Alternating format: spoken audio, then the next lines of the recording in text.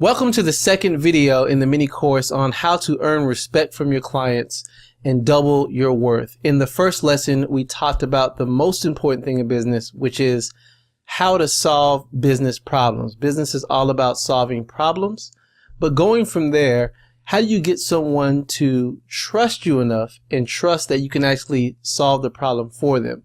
That's what we're going to get into in this lesson.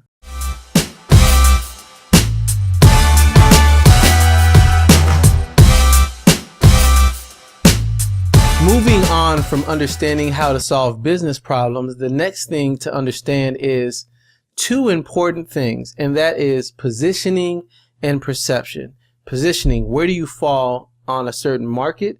And perception, how does the client perceive you, and do they see you in a light to where they want to move forward and work with you? I believe positioning and perception can best be shown in this story, and I'm going to explain this story that happened to me. This is a true story. I was working as a freelancer and I kept wondering, how come I couldn't charge more for my services? How come I couldn't command higher prices? Why were certain agencies and web studios and other freelancers charging higher amounts for similar work to what I was doing? Not only did this frustrate me, but I wanted to figure out why this was. So I started doing more research and investigating on the differences between how I ran my business and the differences between how others ran theirs. This led me to contact and call other freelance creatives, also other web design studios, to try to find out what they did differently. I contacted a popular web design studio and I showed them one of my previous websites. It was a website that I made for about $1,000,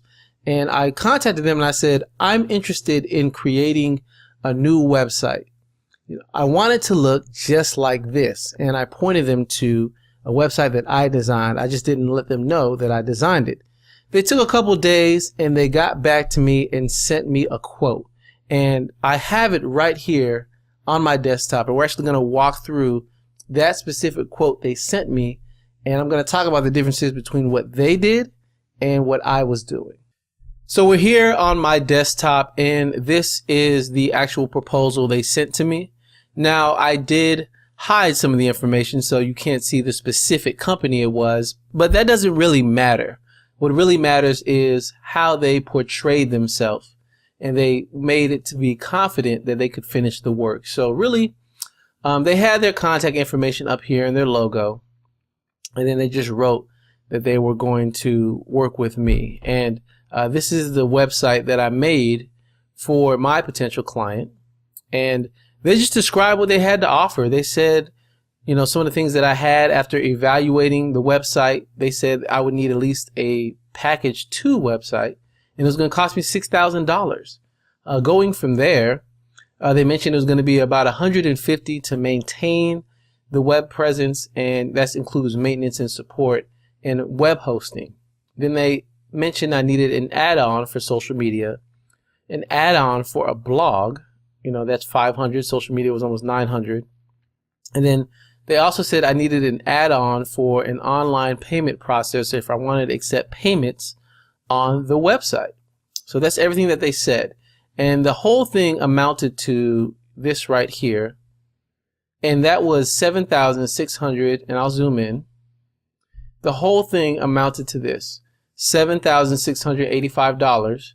That's not counting the recurring cost here, which is the $39 plus the $149, the recurring monthly cost.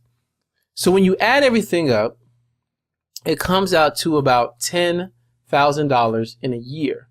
And they just mentioned we can finish it 6 to 8 weeks. Contact us and we will start moving forward. So when I finally saw this, I realized something, and I realized I was asking myself the wrong question. I used to be afraid to answer the question, how much do you charge for a website? But the true question was, how much are my websites worth?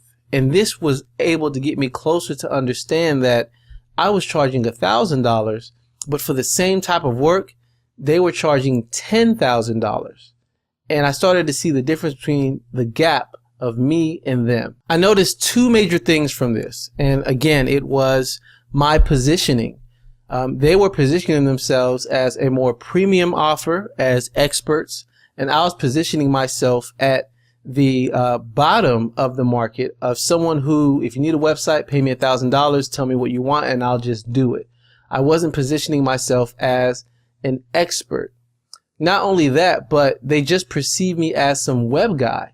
That's because I called myself a freelance web designer. You should never refer to yourself as a freelancer. When you call yourself a freelancer, you subject yourself to anyone else's opinions of what a freelancer means. So you have to go deeper and set the bar on everything it is that you do. And calling myself a freelance web designer made it sound like, hey, I'm a web guy who does work that's not connected to anybody. Calling myself a freelancer did not do justice to all the value I was bringing. I would have done better in calling myself a digital design strategist or even a creative director.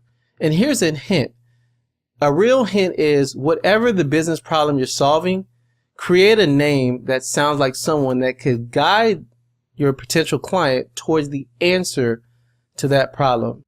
So changing what you call yourself can help to change the perception. So I will definitely catch you in the next lesson. Thank you for taking the time to check out this one. As well, as I mentioned, if you're subscribed, you will receive an email that dives deeper into what positioning is, as well as how to change your perception. See you in the next lesson.